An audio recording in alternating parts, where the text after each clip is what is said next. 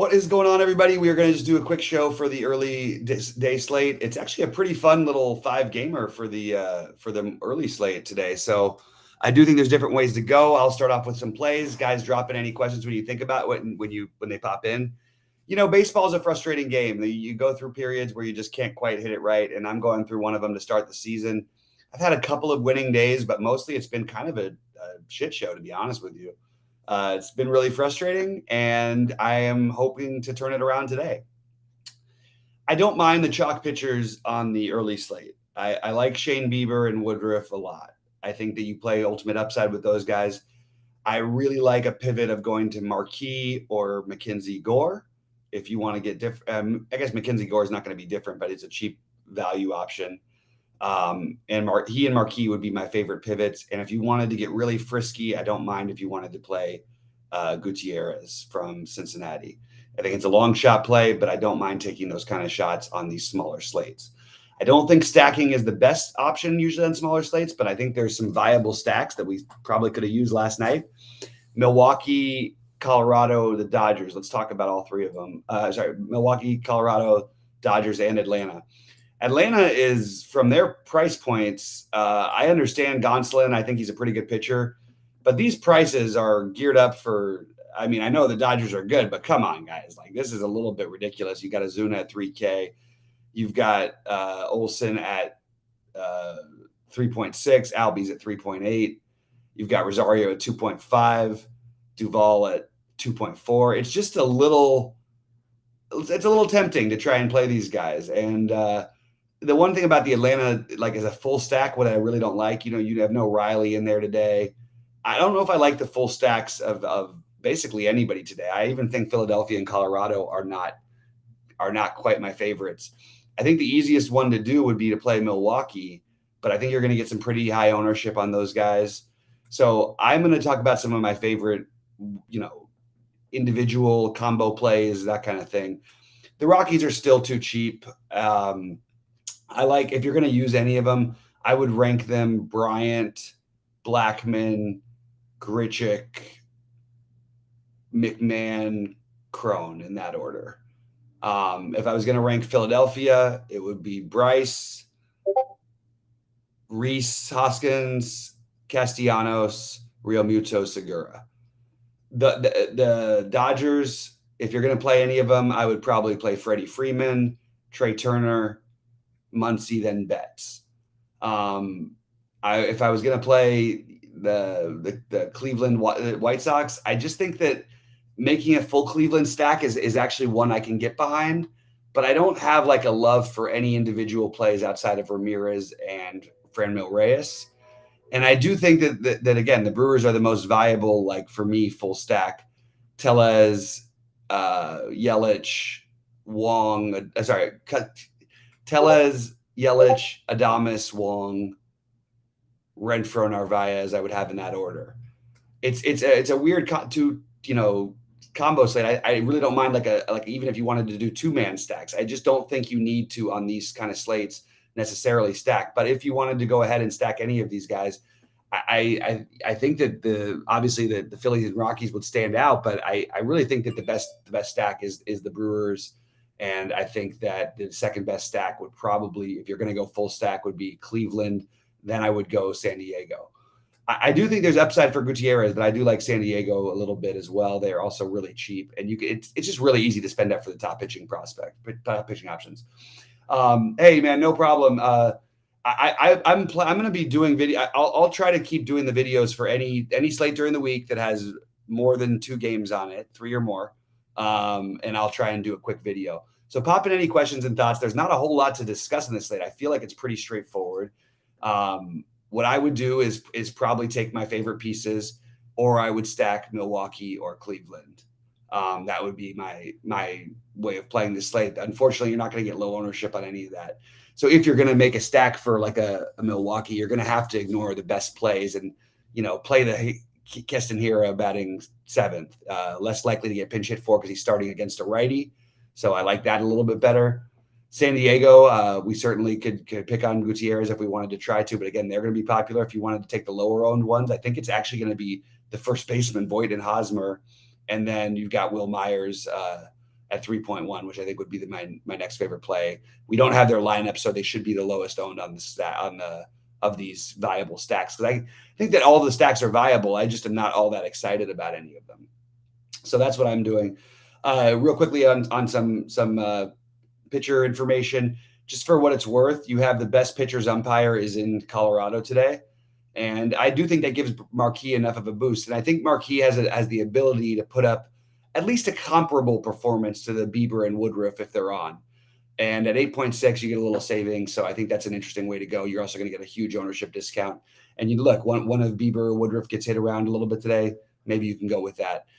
People are worried about Bieber's overall, the number of pitches he'll throw. They're going to be a little careful with him coming back from the injury. I still don't think it matters in this slate. I think that you just take a guy who's going to get you somewhere between 12 and 35 points. I know that's a wide range. I have him ranked second behind Woodruff, and I think they will stretch as they keep going. Bieber will throw more pitches, but I would play Woodruff ahead of him if I had to pick just one of them. I do like Bieber, but that's what I would be doing. No problem, Shark. Oh, awesome. I really am happy you guys are taking a look at that industry search tool. I think it's really cool. And I think Evan's come up with some great stuff, and we want to do a better job of highlighting it. So I'm really happy that people are taking a look at that. Guys, fire on in your questions. I will be doing a live before the NBA and MLB slates lock tonight. But I also, we're going to do the roundtable discussion tonight. So I thought we were going to do it live. We still might do it as a recording. I will let you guys know. It will be at 8 Eastern. But anybody who wants to be a part of it, come on in and join. Like, we don't need to pick apart you're going to pick apart our lineups. We're going to pick apart yours. We're going to talk, some strategy, some construction and stuff like that. And it's just going to be a good time. So hopefully you guys can make it, or at least watch it after the fact if you're not able to make it tonight. All right. What else do we have from today's slate that actually is relevant? I don't think that I said, the guys who are my favorites. Again, you're going to get really, really concentrated ownership on a few of these spots, but it can't be too concentrated because there's enough good spots. I just think San Diego makes a lot of sense because of the lineup being released later. I think these guys end up a little lower owned than they're projected. And again, you can play the Myers, Voit, Hosmer. You can't play Hosmer and Voit together, but that's going to be the lower owned part of the stack that I would want to get some pieces of. You can even throw Profar into the mix for that if you wanted to as well. And I think Atlanta is very viable today against the Dodgers. I don't think that's anything shocking, but these prices, 2.4K for Duvall, 2.5 for Rosario, who literally was the greatest hitter of all time in the postseason last year, especially against the Dodgers. I think that's all very viable routes to go. And I would be trying to mix in one or two Atlanta bats. I would try to mix in probably a bat or two from Philadelphia and Colorado, and then maybe get a 3-man stack of Milwaukee or San Diego, or even Cleveland, to be honest with you. But I would go Milwaukee and San Diego as my favorite for going with the multiple players. All right. Awesome. Hey, man, that's great. Yeah, come be a Bruin. That's great. I grew up in Westwood. I'm a UCLA guy. I was actually going to go to school there, but I ended up dropping out of school, so didn't end up doing that because I had too good of a job opportunity to pass up. It wasn't in DFS, believe it or not, but that's what happened.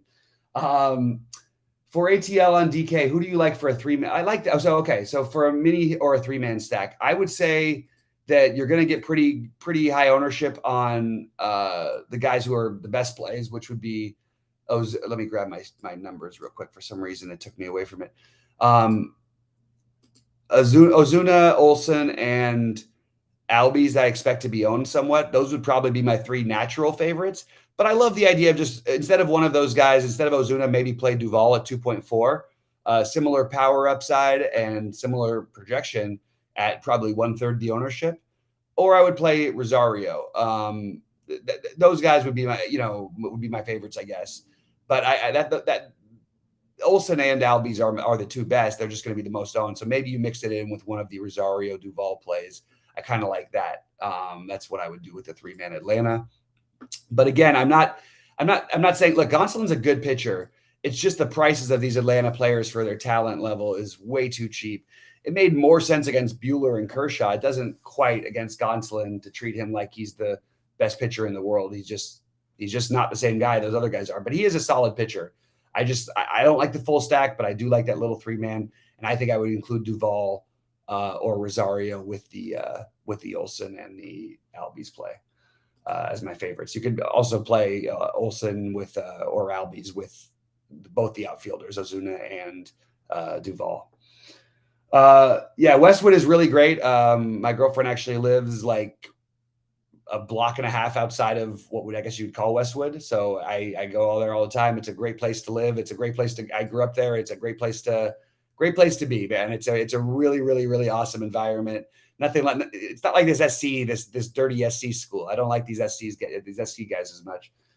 Just messing around. You know, we hate SC here as UCLA guys.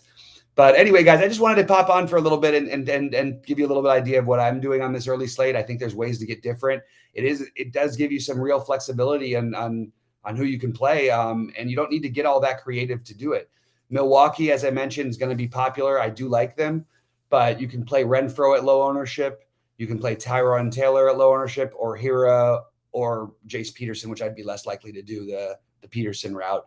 But I do think that that's a viable stack. And if I was going to do the other full stack, again, these teams that get their lineups out late, especially if it's after lock, and I don't think, as I just checked when I came on, we didn't have a San Diego lineup. We may have one soon. No, we still don't have one. So it's going to keep San Diego lower owned. So if you're going to force and tie my, you have to pick a stack. I probably would pick San Diego just based on the fact that they're going to be lower owned because of when they're playing. And even still, I don't show a whole lot of ownership for two guys I like in Voit. Whether Voit or Hosmer, same price, basically same position, or Myers. So that would be the stack that I would be most inclined to go to. I just think Philadelphia and Colorado have actually two decent-ish pitchers going up there. So I don't want to try and go after that spot, even though it is a little bit tempting because the run totals, I'm not going to do that because it's just too chalky for a 5-gamer for me. All right, guys, I'm going to probably bounce out. I will see you guys obviously many times throughout the day today. I really appreciate everybody's loyalty. Again, check out True DFS. Please give us the thumbs up, the like anytime you see the videos on. We really appreciate it. And we appreciate, everybody checking out the SaberSim stuff. And so far, it seems like things are going really, really well with that. And let's make some money today. Let's turn it around. I want to get my baseball season going. It's frustrating. It's been really, really a rough go for me to start the MLB season. And while I've been doing well with my NBA bets, I'm not doing so well with the DFS aspect. So time to turn it all around today, guys. Good luck, everybody. And hopefully somebody takes something down.